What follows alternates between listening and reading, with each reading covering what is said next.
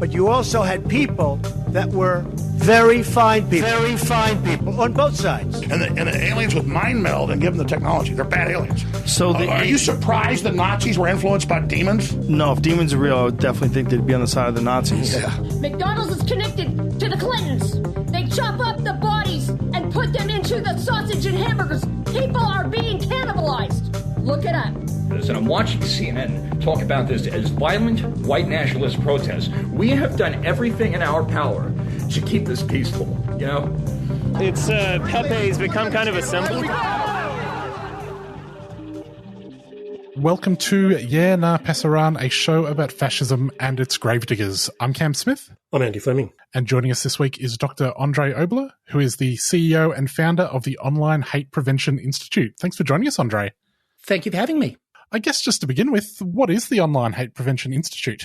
The Online Hate Prevention Institute recently turned 10 years old. It came out of a project that started 2 years before that and is really a way of tackling all forms of online hate and discrimination online, as well as doing some work that goes into sort of the counter-terrorism space. So we take a sort of technical approach. We try and improve the way the platforms work. We try and address shortcomings, both at the platform end, at the government end, within the community. And we do that for every type of hate that comes up, whether it's against a minority community, whether it's against an individual, whether it's against a segment of society that may not under sort of legal basis be protected. So we've done work looking at attacks on police, on firefighters, on politicians. When they're targeted as a group, when they're targeted individually, we can step in and do something. This group started 10 years ago. The project began 12 years ago. What was it that was the impetus for starting this project? If we go back a little bit further, in 2008, I presented a paper at the Global Forum for Combating Anti-Semitism in Jerusalem. And that paper was the first bit of research looking at anti-Semitism in social media. And just to reflect on that, at the time this paper was produced, Facebook was struggling to catch up to MySpace. That's how long ago we're talking. So, you know, I was raising a concern that what we were starting to see online was a shift from hate speech in the real world becoming hate speech in these social media platforms. And it was becoming normalized. It was changing patterns of behavior. And the concern was that what we were seeing become normalized online could then move offline, and we could see it starting to affect real-world society. And some years later, that's exactly what we saw happen. I was approached when I presented that paper. There was a front-page newspaper article in the US as well. The ADL was put under pressure. What are you doing about this problem? And their response is, well, we can't really play whack-a-mole with social media. They approached me, asked me to run a department in New York. We spent a year sort of planning it. The global financial crisis happened. That project didn't go ahead. And I ended up coming back to Australia, and the work that was set up in Australia was really a way of taking some of those plans to tackle the problem I'd identified and the work that initially the ADL was going to take forward, to take that forward in Australia. So that led to 2 years' worth of work on online anti-Semitism, after which we had this epiphany and realized that really the nature of the hate is different, the nature of the language used is different, but the problem is the same across a large number of different communities. So we then set up the Online Hate Prevention Institute as an independent charity, not connected specifically with any community, whose work was to deal with this problem as it affects everybody. Andre, can you describe how the language of hate has changed or modulated over the years? I'm guessing maybe there's some sense in which it's a less direct expression, that those who want to make hateful speech have employed various techniques in order to allow them to speak, but to bypass filters. Is that what's going on? It really depends what platform you're looking at. So on Facebook, which has some very advanced AI techniques running in the background, where when various forms of hate speech are posted, they're automatically removed. Obviously, there's things that fall through the gaps. January 27th, Holocaust Memorial Day, just this year, we worked with Facebook to remove, I think it was 20 odd items of Holocaust denial that had slipped through the cracks.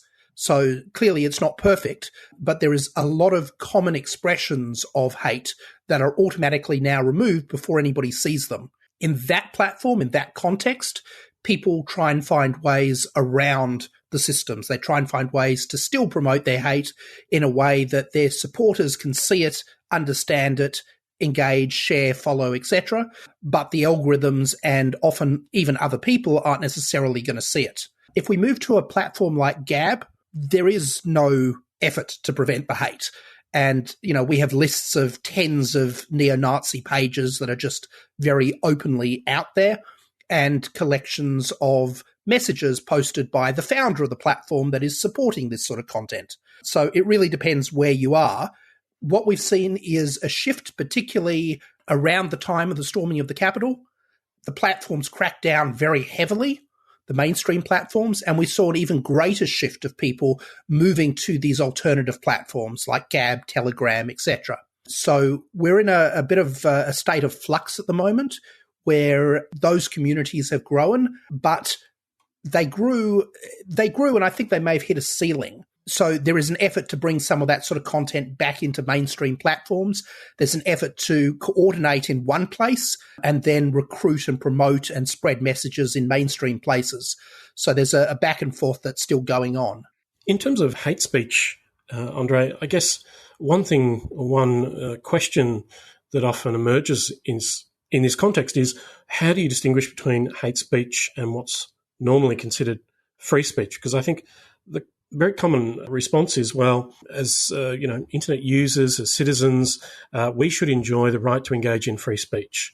From a legal point of view, can you articulate what the distinction is between free speech and hate speech? And I guess, especially in the Australian context, explain maybe how that's a little different to, say, the US context or other places in the world.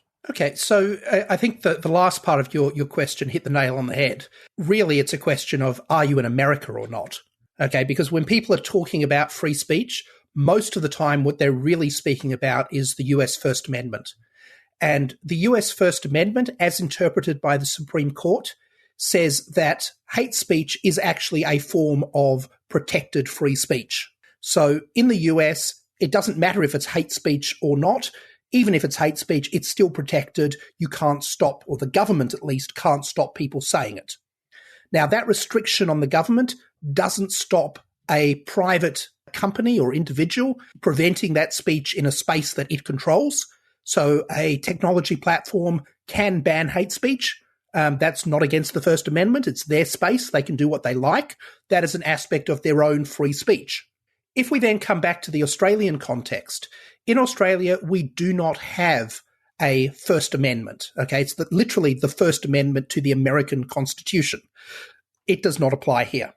We do have a very limited form of free speech, which is a constitutionally implied freedom of political communication. And that protects speech, or it prevents the government passing a law that would prevent the sort of speech that is necessary in order to have a free and fair election, for example. It ensures that people can be informed.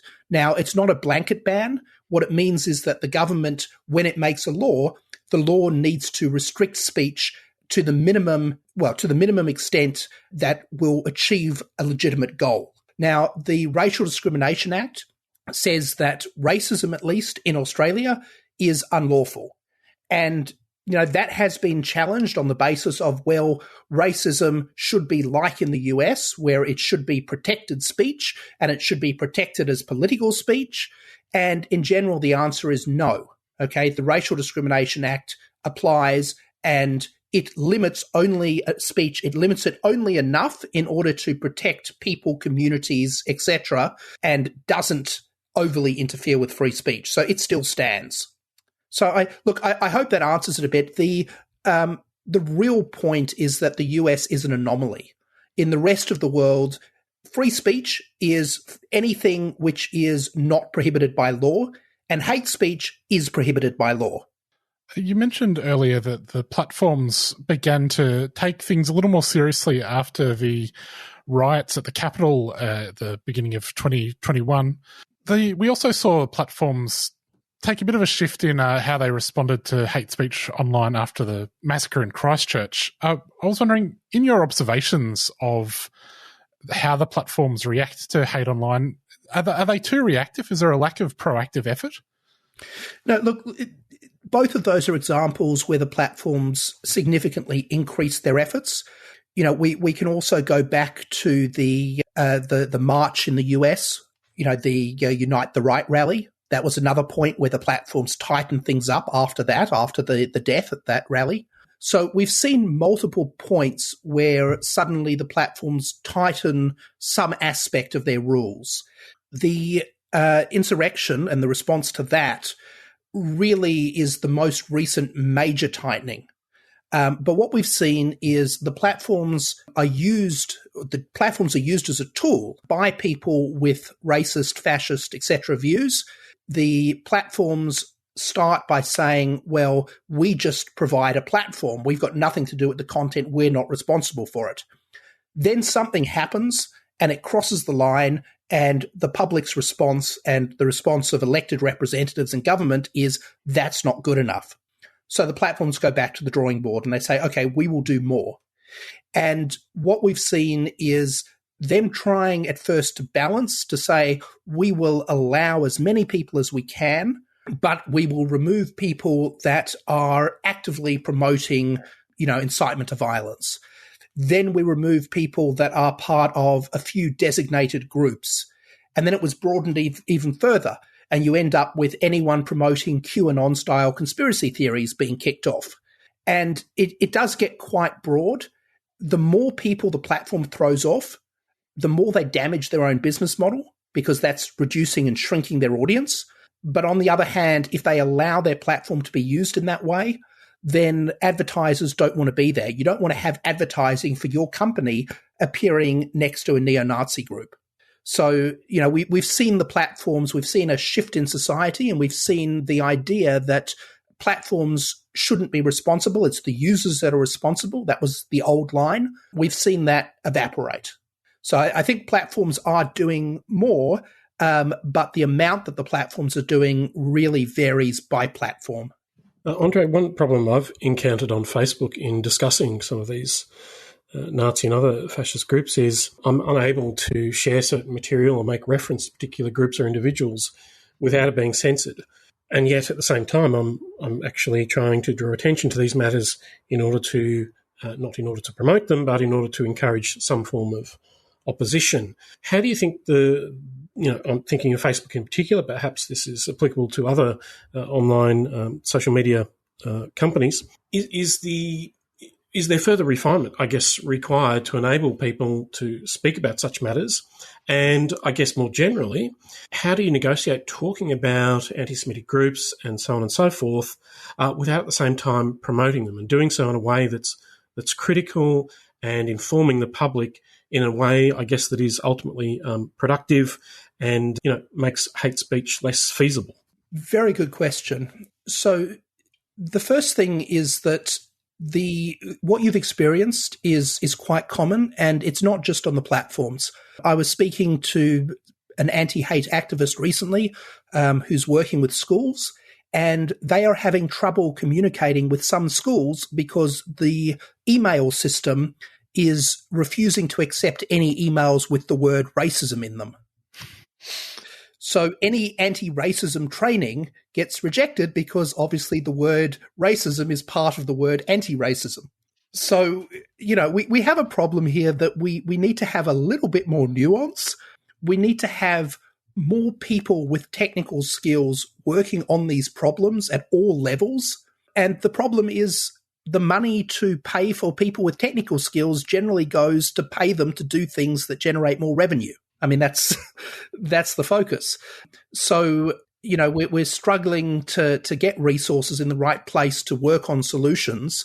From Facebook particularly, the policy is that if you are calling out racism, fascism, etc., theoretically, it is within policy and is allowed to be on the platform. The problem is where the decision is being made by the artificial intelligence, it may not be that smart. And it may be erring on the side of caution of just getting rid of it. So, there is a question, is it more important to overprotect and get rid of content, including potentially some positive education content, or should we be focusing on allowing activism through, but potentially then also allowing more of the hate to slip through? And that was really the balance before. The old argument was, well, we're a neutral platform. It's up to people to argue it out and have a battle of ideas. And the problem is we don't really want to have a battle of ideas on whether fascism is a good idea.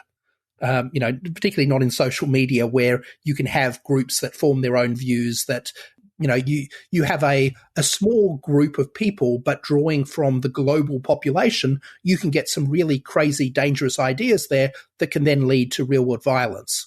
So these are the problems that we deal with. This is what we saw, for example, on 8chan. This is where Christchurch came from. So there is a real problem there we need to address. Okay, so look, one of the Online Hate Prevention Institute publishes a lot of hate speech. It's what we do. Okay, we find the hate, we document it, we publish it. And when we publish it, we explain why it is a problem. We provide analysis, arguments, etc. around it. But we do publish it.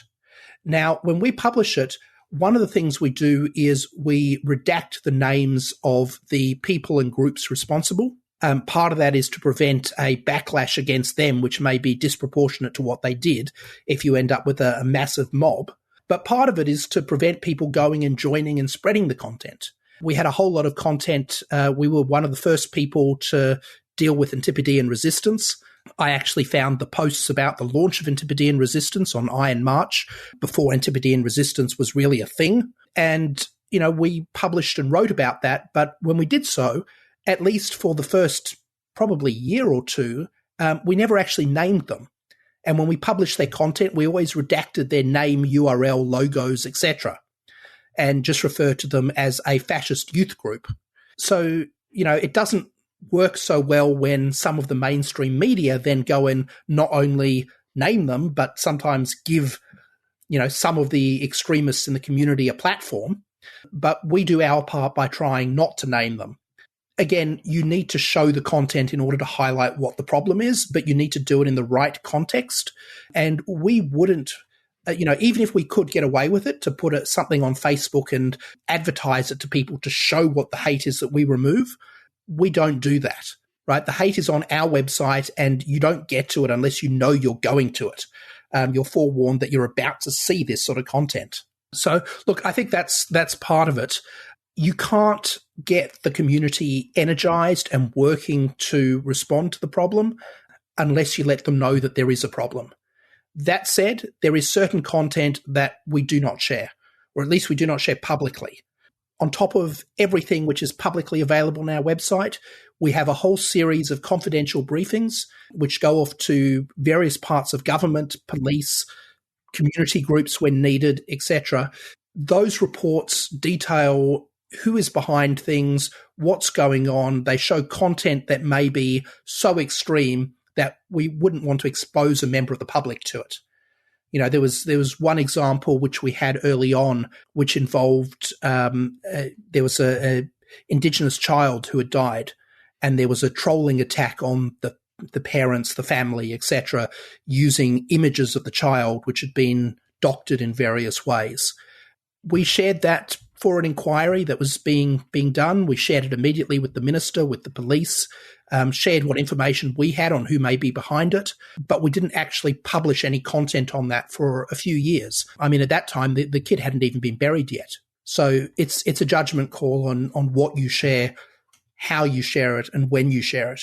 Andre, the Morrison government has this week announced they're going to accept recommendations of the ACMA review into digital platforms and how they respond to disinformation. I was wondering if you had any thoughts on that and if you felt that was going in the right direction. Look, I haven't had time to look at it in depth. I've got to say that we do have a serious threat from both disinformation and misinformation. It's coming across in numerous different places, causing different sorts of problems. But what we've said to government is they really need to stop trying to go it alone. And we need to have proper partnerships between government, civil society, the community at large, and even between bits of government. Often it's very bad. The government decides to give some agency a whole lot more power, and they work in isolation and they miss half the problem.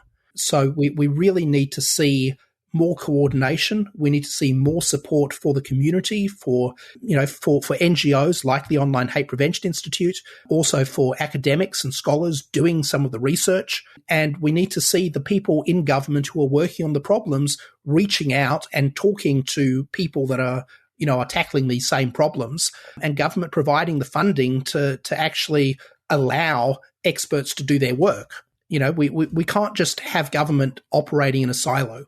And too often that's what we've seen happen.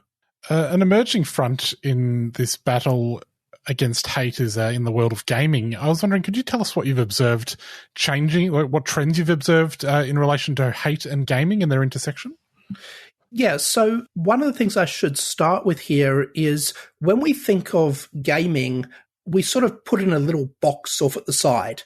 Okay, it's a social activity, it's entertainment, it's not real life. What we've seen, particularly with the announcement from Facebook when it has renamed itself as Meta and is now working on creating the metaverse, we're seeing a significant shift.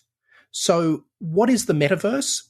The metaverse is using augmented reality, virtual reality to change the way we live our lives, to have our digital existence rather than having, for example, social media and email and things that we have now. It will now be in a virtual environment, which is somehow interfacing with the real world. The technology behind that is not new. Okay, there are new developments happening. Things are getting faster, better, etc. But the core ideas are not new. We can go back to a game like Second Life, which has been around. I forget when Second Life first started, but it was certainly around in the early 2000s. An environment like that where people can have an avatar and move around a 3D world, we know how that works. That is very different to Facebook taking over such an environment, taking its entire user base and saying, now you'll be able to do your local marketplace and your shopping and you're engaging with NGOs, with brands, with government, all within this environment. That takes it from being a game to being an aspect of real life. So one of the challenges we have is when social media came along, there was a massive reset and all the work and the strategies we'd built up for dealing with racism in society sort of collapsed when we were then dealing with the social media environment. They just didn't work the same. They didn't apply. When we hit the metaverse, we could end up with the same thing happening again. So how do we prevent that? Well, we need to recognize that many of the technologies, many of the affordances that we see do come from gaming and do already exist. So what problems have we seen in the pure gaming sphere? Well, let's start with Christchurch. Okay, Christchurch, the attack was streamed using Facebook. What happened when we got to the Halle attack in Germany? Okay, it was streamed using a gaming service. So we've seen both social media and gaming being used to promote in real time terrorist attacks. We can move across and look at, again, some of these virtual environments where we have seen concentration camps, Nazi bunkers, all sorts of virtual physical spaces set up promoting really harmful fascist ideology. And that environment is then used by actors within that space to try and indoctrinate people. We need to stop that happening. We've seen, again, environments where glorification of Nazism, glorification of terrorism takes place. We need to stop that. I've mentioned Gab already with its many Nazi groups. I went and looked on one of the major gaming platforms. So this is not a platform where you play a game. It's a platform where you use to access games and where you can have league tables, profiles, etc. Just looking at the usernames, a quick search came up with a huge number of profiles where either the username or the text in the profile was deeply anti-Semitic. And I'm sure we could do the same test looking for homophobic content, looking for misogyny. It will be there. And again, dealing with these gaming platforms, their view is, oh, well, we suspended the account perhaps. Some of them are active. Some will be suspended. Even the suspended accounts are still there. They're still part of the environment that show up in search results. So we need to start cleaning up the gaming environment, but also learning from the problems that occur there and being ready to start applying them to the metaverse when that problem hits us. In the gaming sphere and elsewhere in terms of online life, there's been an argument that one of the reasons that hate speech in its various forms has thrived is because of the affordance or the capacity of the internet to allow people to function relatively anonymously. And in conditions of anonymity, people are more likely to engage in what would otherwise be considered to be unacceptable or antisocial behaviour. At the same time, there are others who argue that privacy is a very important value and we should be able to preserve that online. What's your take on the relationship between, I guess, anonymity and the importance of privacy, especially given the debates that are taking place in the Australian Parliament and many others about regulating online content and the ability of others to identify people who are acting online? Okay, so firstly, I don't think the problem we're facing with is really about anonymity. It's about unaccountability. So one way you can have unaccountability, where an actor can do what they like with no consequences, is if they are anonymous and it's impossible to connect the consequences to them. Another way may be that you just have an actor who is so powerful that you can't apply consequences to them. We've also seen a broader problem where we see various accounts that promote hate, even on a platform like Facebook, which is fairly well regulated. The person may get banned for a time and they just come out of it laughing, saying, I'm back. And, there's nothing the platform can do beyond just banning them again. And the person's probably operating 20 accounts and just jumping between them. So one of the things we've advocated is that there needs to be a link between online behavior and the way platforms, apply consequences to users and what governments do. So there needs to be a point where behavior that is so extreme on a game platform or a social media platform just needs to be handed over by the platform to the government saying, you need to deal with this, right? And that could be the case of live streaming a terrorist attack in Christchurch. That's not for Facebook to fix, okay? That's for Facebook to immediately tell the police and get the police to go and deal with the fact there is an active shooter. But lower down on the scale, we've got people that are serial pests, that are abusers, harassers of others. There's got to be a point where it goes from a suspension of your online account to a knock on the door from the police saying, you've got to stop this, or, there's going to be some antisocial behavior order or something like that. So that's the first thing. The second thing is that I think users should have a right to their privacy, but that doesn't mean that the platform doesn't have a way to reconnect them to an identity in order to share that with an appropriate authority. So we do a lot of work where, we do find accounts that we can match to real identities. We don't publish that information. We share that information in those confidential reports with the appropriate authorities. So we need to have authorities that are doing the right thing, that have the tools to respond, but we also need to have platforms able to make the referral to them. So, again, part of it is for the platforms, part of it is for civil society groups. We created a system for dealing with really terrorist attacks and other extreme events where we said, look, this is a system that could work between the public working with civil society organizations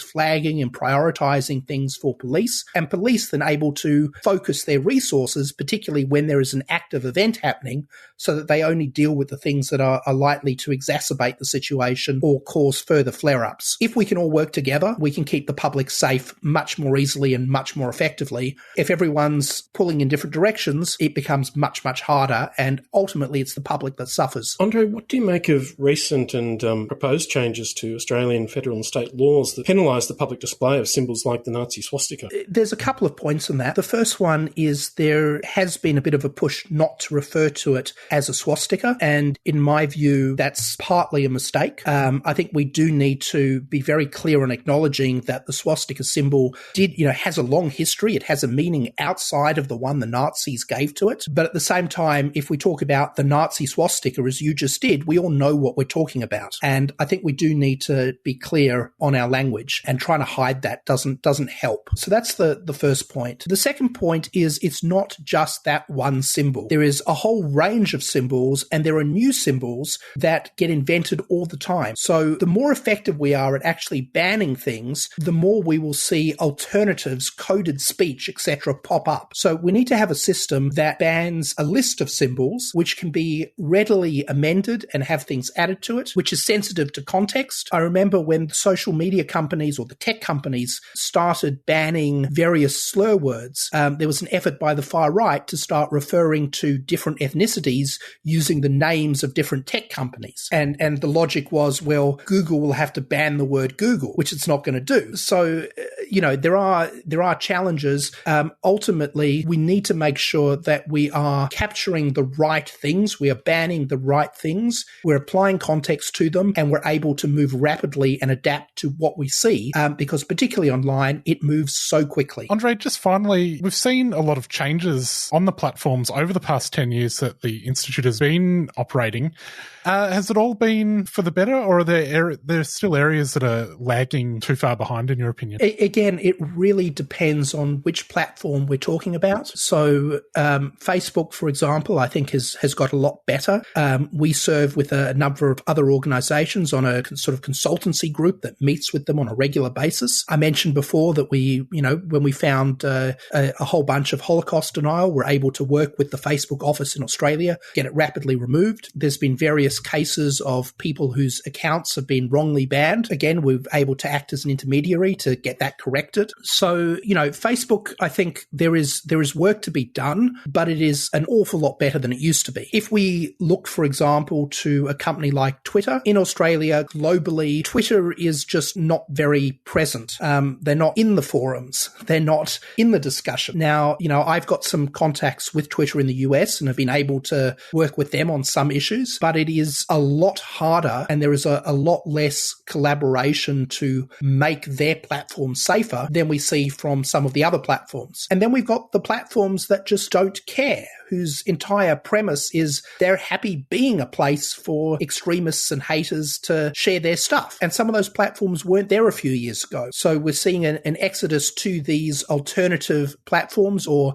what's being referred to as minimally moderated platforms. And that's a whole new challenge. What do you do with a platform that just says, we don't care? And that's their response. You go and say, well, here's a whole bunch of Holocaust denial, promotion of hate against different communities. This is on your platform. What are you going to do about it? And their response is, we don't care, and we're not in your legal jurisdiction. So what are you going to do about it? We need to have a global response to some of these issues. And, in general, we don't want to put filters on the internet to stop Australians being able to access parts of the internet. That's generally not a good idea. But do we need a solution like that for certain sites that are dangerous, and who we have no other way to stop? So these are open challenges. Well, Andre, we'll leave it there. Thanks so much for joining us. If people want to follow the Institute online, you're at Online Hate on Twitter and Facebook, and people can, of course, find the website at ohpi.org.au.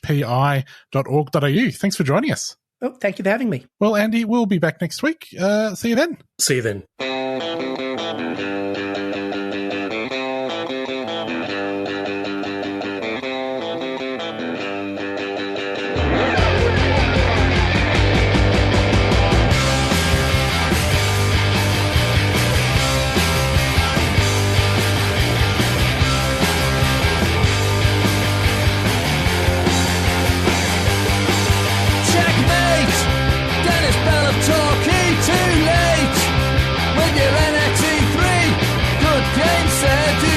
Another bout, but Dennis ain't replying 'cause he just signed out. Bad losers on Yahoo Chess.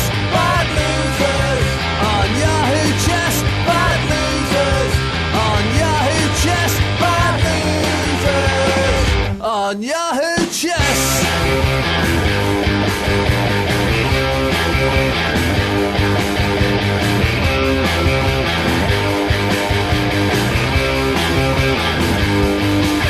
Deep blue in 97.